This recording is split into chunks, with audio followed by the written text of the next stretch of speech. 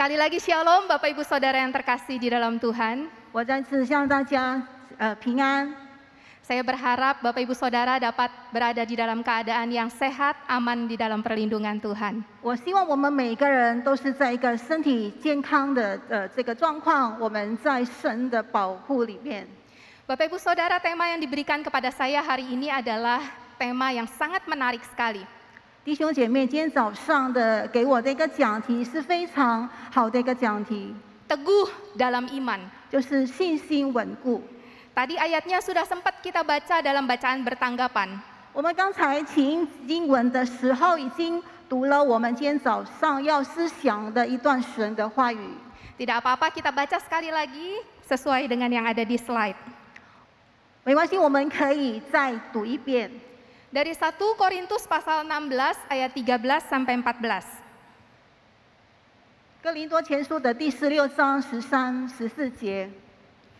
Berjaga-jagalah, berdirilah dengan teguh dalam iman, bersikaplah sebagai laki-laki dan tetap kuat. Lakukanlah segala pekerjaanmu dalam kasih. 哥林多前书16章13、14节，你们务要警醒，在真道上站立得稳，要做大丈夫，要刚强。凡你们所做的，都要凭爱心而做。 Bapak Ibu Saudara, kalau melihat gambar yang saya pilih di slide, 弟兄姐妹，如果你看到在这个屏幕上所显示的这个画面， saya sangat bersyukur kalau Tuhan mengizinkan saya bertemu dengan gambar itu. 我感谢神让我能够找到这幅画面。 Saya sangat tertarik dengan tangan yang keriput menggenggam Alkitab, Bapak Ibu Saudara. 我对这双已经充满作文，然后抓住一本圣经的这个手，非常的觉得非常被吸引。 Teguh dalam iman bukan berbicara satu momen, satu waktu dalam hidup kita. 有坚固的信心，不是在我们的生命当中的某一段时刻， Tapi teguh dalam iman itu berbicara keseluruhan hidup kita. 坚固的信心是就是关乎到我们的一生当中。 Kalau di gambar terlihat tangan yang keriput. 如果我们看这个画面，有一双有皱纹的这一双手， Itu menggambarkan perjuangan untuk teguh memegang apa yang diyakini. 这也就是说，他很努力的来抓住他所相信的。 Jika Bapak Ibu Saudara mungkin sudah mengenal Tuhan dari kecil, 也许弟兄姐妹，你从小已经信主， atau mungkin dari remaja sudah lama sekali mengenal Tuhan Yesus. 或者你从少年的时期，你已经相信主、认识主。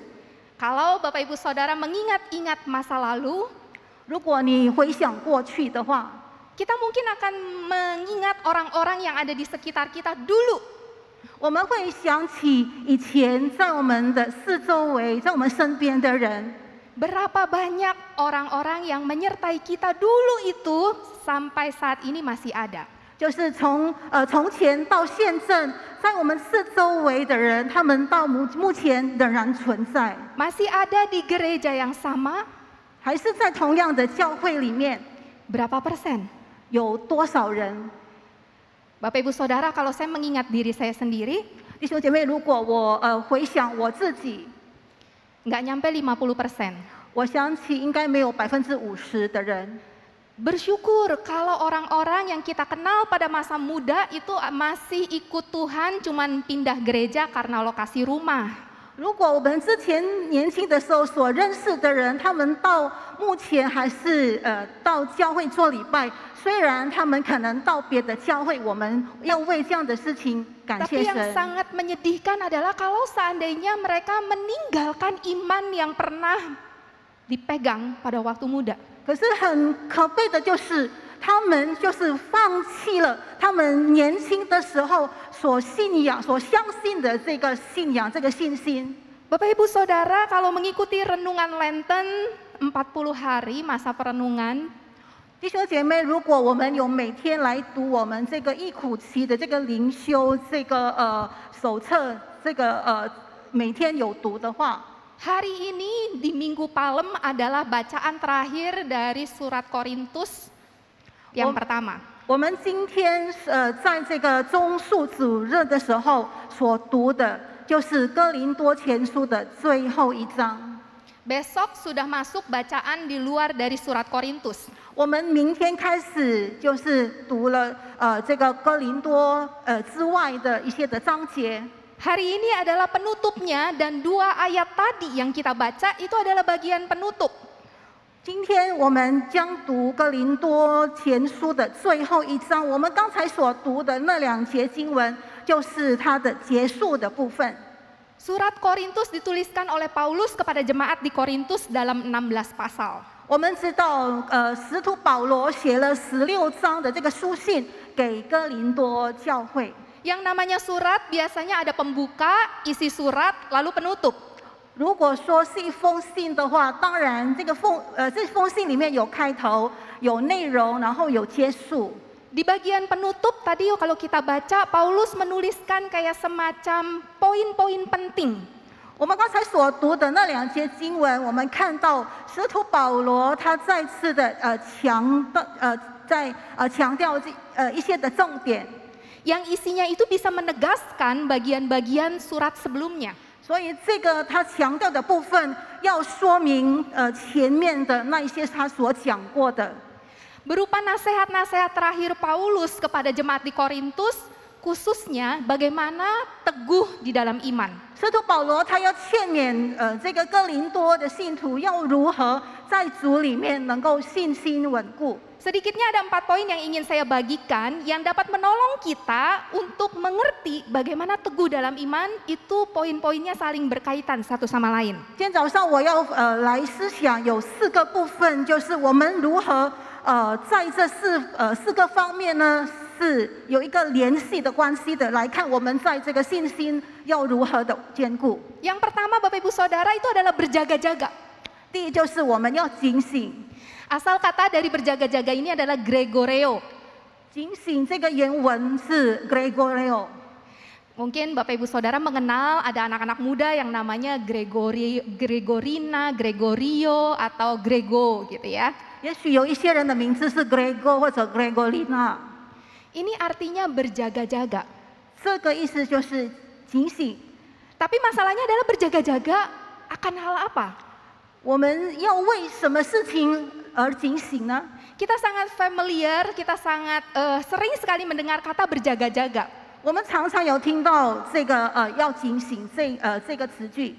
Yang pertama mungkin ada di slide gambar sebelah kanan, kita berjaga-jaga terhadap kedatangan Tuhan Yesus yang kedua kalinya. 就是我们要警醒祷告，我们等待主耶稣的第2次再来。 Atau kita berjaga-jaga biasanya terhadap sesuatu yang perlu kita antisipasi. 或者我们要警醒会发生的就是要以防会发生的一些的事情。 Misalnya terhadap mara bahaya ataupun ancaman tertentu. 这就是我们要所面对的一些的危险或者危机。 Ingat banget beberapa waktu yang lalu Gubernur DKI Jakarta beli toa, harganya mahal banget ya. Berjaga-jaga terhadap banjir, nanti toanya bunyi gitu. 我们知道之前我们这个雅加达的这个省长呢，他就是花了很多的钱来买一些就是就是放生机，就是让水灾的时候可用上的。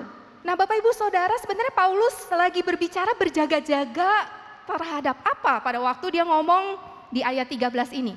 我们要看使徒保罗在这13节的里头，他讲到警醒的时候，他所要强调的重点是什么？ Saya mengajak Bapak Ibu Saudara untuk refresh kembali, kita flashback, kita mengingat selama masa renungan Lenten dari 1 Korintus pasal 1 sampai hari ini 1 Korintus pasal 16. 让我们来回想，在这个疫苦期期间，我们每天在读这个从哥林多前书的第1章开始，到今天的哥林多前书第16章。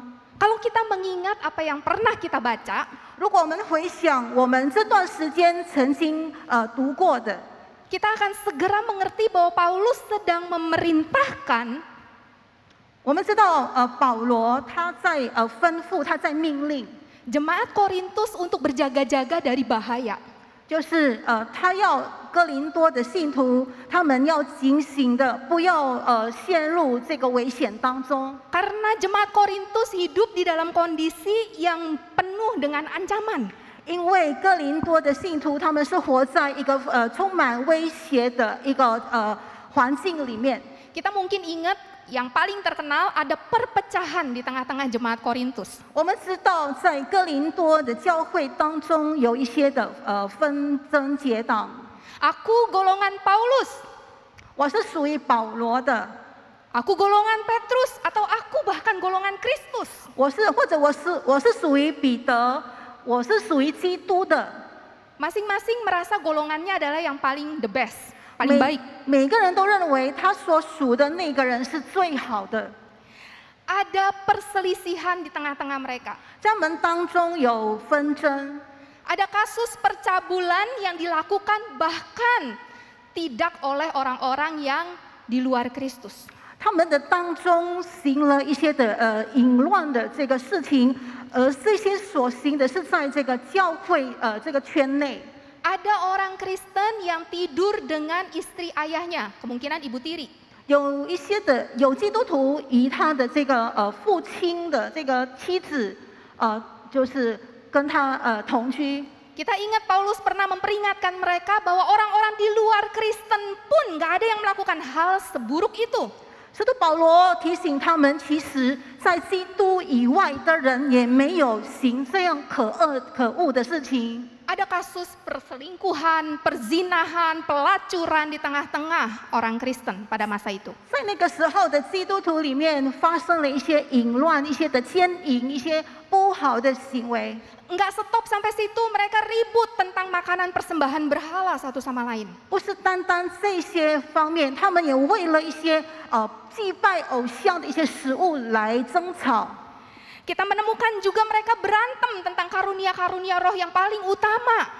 他们也为了这些这个神所赐给他们的这个属灵的恩赐来争吵。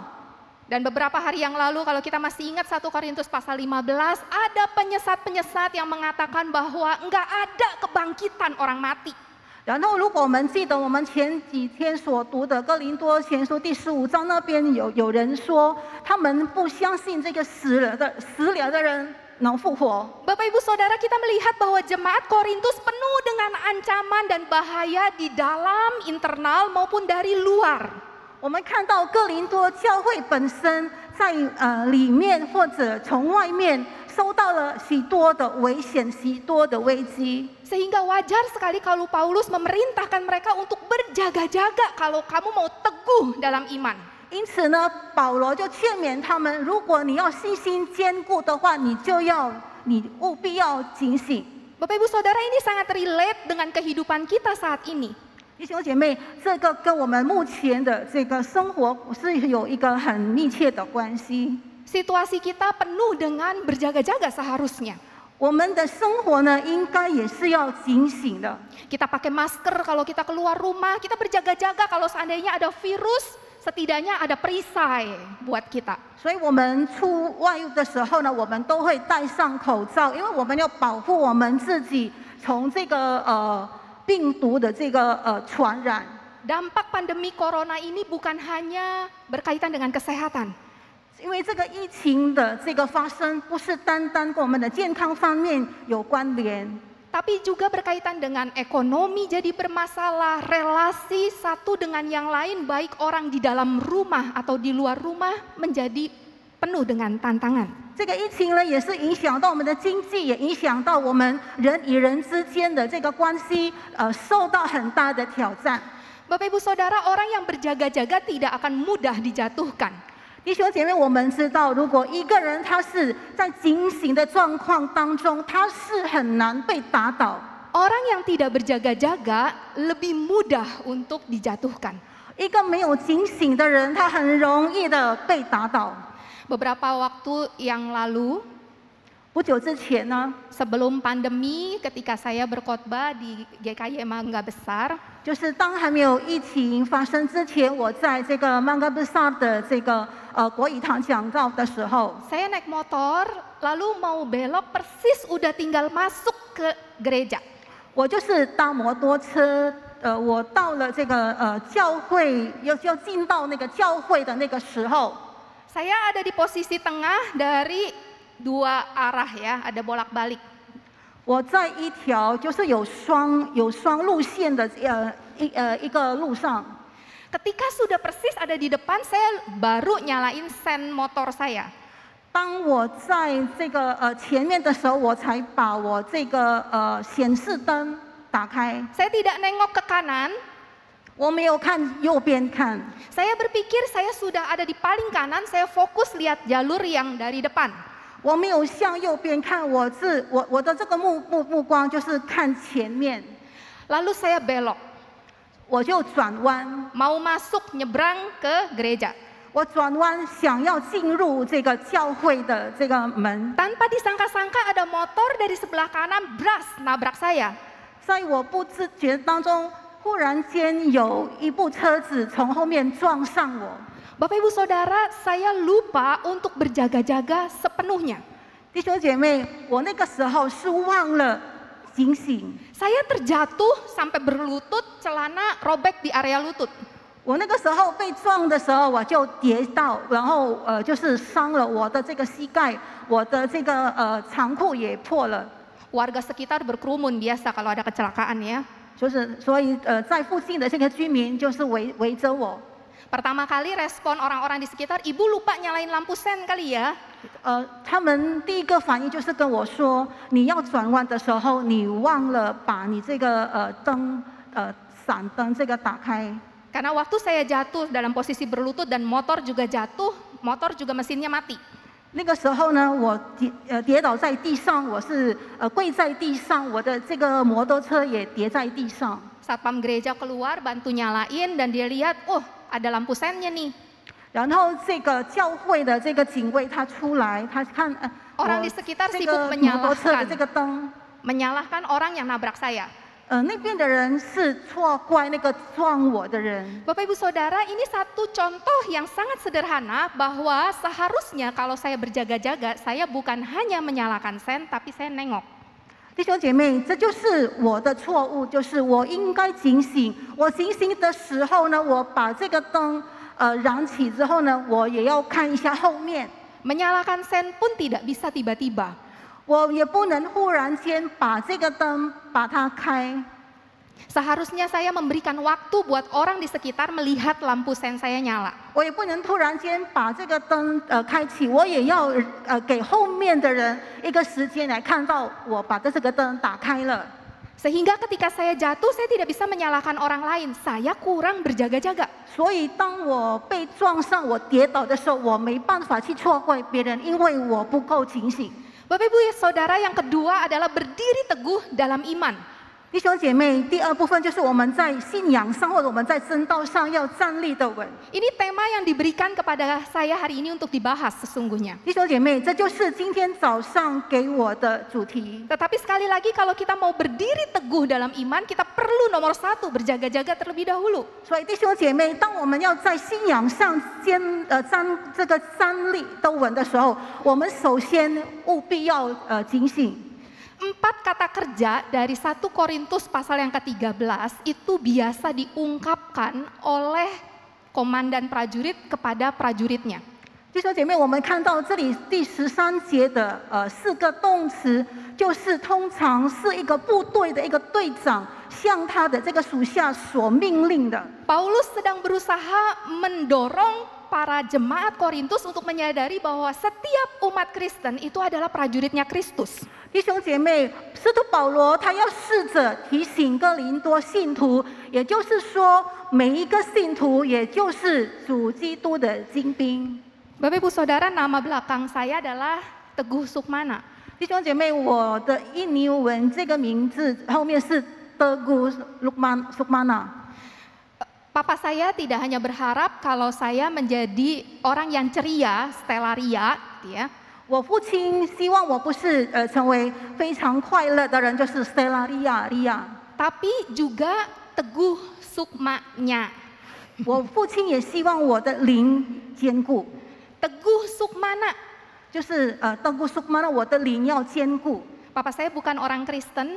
我父亲不是基督徒， Tapi papa saya menyadari bahwa dunia penuh dengan berbagai macam hal untuk ditawarkan. 可是我爸爸知道，这个世界上会勾引我们，会吸引我们许多，诱惑我们许多的事情。 Sebagai orang yang tidak percaya Tuhan pada masa mudanya, 就是身为年轻的时候，身为一个不信主的人， menarik sekali bagaimana Tuhan memakai papa saya untuk menamakan nama saya dengan ada area jiwa. 我爸爸虽然他年轻的时候他还不信主，可是他给我的这个名字就是有一个灵字， Teguh jiwanya, teguh sukmanya. 就是我这个灵要坚定，要坚固。 Saya percaya ini juga menjadi kerinduan Tuhan kita. 弟兄姐妹，我相信这也是我们的主所渴望的， Agar setiap anak-anak Tuhan itu bisa memiliki jiwa yang teguh. 就是主愿意我们身为他的儿女的每一个人都有坚固的信仰、坚固的信心。 Berdiri teguh dalam iman, ini kalau diterjemahkan dalam bahasa Inggris, 如果这个在真道上站立的稳，这个英文的翻译， ada dua versi yang ditawarkan, your faith dengan the faith. 也就是在里面有你的信仰以及这个信心。 Your faith berkaitan dengan rasa percaya, keyakinan saya, subjektif. 就是我的信心就是很主观的， Sementara the faith itu sifatnya lebih objektif, 然后这个信仰呢是客观的， berbicara tentang apa isi dari iman. 也就是讲到这个信心的这个里面的内容是什么。 Berdiri teguh dalam iman artinya kita bisa berdiri teguh kalau kita punya dasar atau kita pegangan dengan kuat kepada sesuatu yang kita percayai itu. 我们如果在真道上或我们在信仰上要站立得稳的话，如果我们能够坚持，或者我们能够抓住一个非常稳固的一个东西， Bukan hanya berdasarkan keyakinan saya pada satu saat. 不是依靠着我某个时刻的一个信心而已。 Misalnya kalau seandainya saya dalam keadaan yang sangat-sangat berat, sulit, 比如说我在一个非常艰难一个状况里面， berdasarkan keyakinan saya akan merasa sulit mempercayai Allah seperti apa yang mengasihi saya, kok mengizinkan hal yang sulit ini terjadi. 以我的信仰的话，我好像没办法理解了解为什么上帝允许这件事情发生在我身上。 Itu subjektif. 这是很主观的方面。 Tetapi objektifnya Allah mengasihi manusia. 客观的方面就是神是爱人的， Allah membuktikan kasihnya kepada saya ketika dia mati untuk saya. 主耶稣当他为我死的时候，他已经显明他对我的爱。 Kita hanya bisa berdiri teguh kalau seandainya kita meyakinin isi iman kita. 我们只能够站立得稳，如果我们知道我们的这个信仰，我们信心。9年在这个中国汶川 Ada gempa yang sangat dahsyat. 发生了一个大地震， Dalam sebuah reruntuhan 在一个废墟的这个里面， seperti yang tampak di gambar, tim penyelamat menemukan sosok seperti yang terlihat di gambar. 就好像这个画面所显示的，这个救援人员他们发现了，就是好像这个图片所显示的， Ada seorang ibu yang melindungi anaknya begitu rupa dari reruntuhan puing-puing. 有一位妇女呢，她就保护她的这个孩子没有受到这个废墟的说倒塌的这个废墟的这个受伤。 Lalu kemudian tentara yang menyelamatkan itu menemukan handphone. 然后这个救援人员呢，他们就发现了一部手机。 Di handphone itu ada pesan terakhir yang diketik si ibu sebelum meninggal. 那个手机里面呢，他们有发现了有一个简讯，就是他没有死之前所写下的。 Pesan yang dia tulis dengan nafas terakhirnya buat bayi berusia 3-4 bulan itu. 他就是在他死之前，他就留下了一段话给他大概3-4个月大的婴孩。 Anakku sayang, bila kamu selamat, ingatlah Mama mencintaimu selamanya. 他说：“亲爱的宝贝，如果你能活着的话，你一定要记住，妈妈永远爱你。” Bapak Ibu Saudara, kalau saya jadi anak itu, 弟兄姐妹，如果我是那个孩子的话， saya pasti tumbuh dengan perasaan dikasihi oleh seseorang begitu rupa. 我成长的这个时期，我一定知道说有一个人那么的爱我， Sampai orang itu mau mati buat saya. 甚至那个人愿意为我死。 Bapak Ibu Saudara, pribadi yang mati untuk kita 弟兄姐妹，为我们而死的主， bukanlah manusia biasa. 不是普通的一般的人。 Kita bisa melakukan segala pekerjaan dalam kasih 我们能够在爱里做万事， kalau kita sudah merasakan dikasihi terlebih dahulu oleh Tuhan kita. 我们在凡事上能够行出来。如果我们知道我们的主先爱我们， Saya suka banget gambar yang ada di slide. 我非常的喜欢这个荧幕上所显示的这个画面。 Perasaan dikasihi oleh Tuhan itu mengisi kekosongan hati kita akan kasih. 当我们体会到神真正爱我们的时候，我们知道我们的心里充满主的爱。 Apakah saat ini Bapak Ibu Saudara masih merasa dikasihi oleh Tuhan? 弟兄姐妹，你这个时候是不是仍然的感受到主的爱？ Atau kesulitan hidup membuat Bapak Ibu Saudara merasa Tuhan tidak mengasihi Bapak Ibu Saudara lagi? 也或许在我们的生活当中所经历的种种问题，你认为主不爱你了？ Biarlah di minggu palem ini Bapak Ibu Saudara kita boleh kembali merenungkan. 弟兄姐妹，但愿在今天这个棕树主日，我们再次的来回想， Dan kembali meminta agar Tuhan memenuhi hati kita dengan kasih-Nya. 我们求主的爱来再次的充满我们， Sehingga kita bisa kuat untuk mengasihi orang-orang yang ada di sekitar kita. 让我们能够坚强，我们能够爱我们四周围的人， Dan juga mengasihi Allah yang sudah terlebih dahulu mengasihi kita. 我们也能够先爱我们的神。 Saya ajak kita tundukkan kepala, kita mau berdoa. 我们一起低头，我们祷告。 Bapa di dalam surga, hamba-Mu telah selesai berbicara. 亲爱的主，你的仆人已经停止说话， Tetapi kami sadar ya Tuhan bahwa teguh dalam iman 可是我们体会到这个信心稳固， bukanlah hanya satu momen dalam hidup kami, 不是我们的生命当中的一刻， tetapi mengevaluasi keseluruhan hidup kami ya Tuhan. 而是我们来检讨我们整个生命。 Kami rindu berdoa memohon Engkau menguatkan kami. 我们渴望的祷告，求主你坚固我们。 Lewat perintah dari Paulus yang mengajarkan kepada kami. 透过今天早上这个保罗的这个所说的教导我们， Agar kami bisa berjaga-jaga senantiasa. 让我们能够常常的警醒， Agar kami dapat berdiri kuat dan teguh di dalam iman yang benar. 让我们在真道上能够站立的稳， Agar kami berani dan dikuatkan oleh firman Tuhan setiap hari. 让我们能够有勇气，我们能够刚强的在主的话语里面。 Karena kami menyadari dengan kekuatan kami sendiri kami akan runtuh ya Tuhan. 因为我们深深体会到，我们如果只是靠我们的能力，我们是没办法做到的。 Kami hanya bisa kuat kalau Engkau yang menguatkan kami.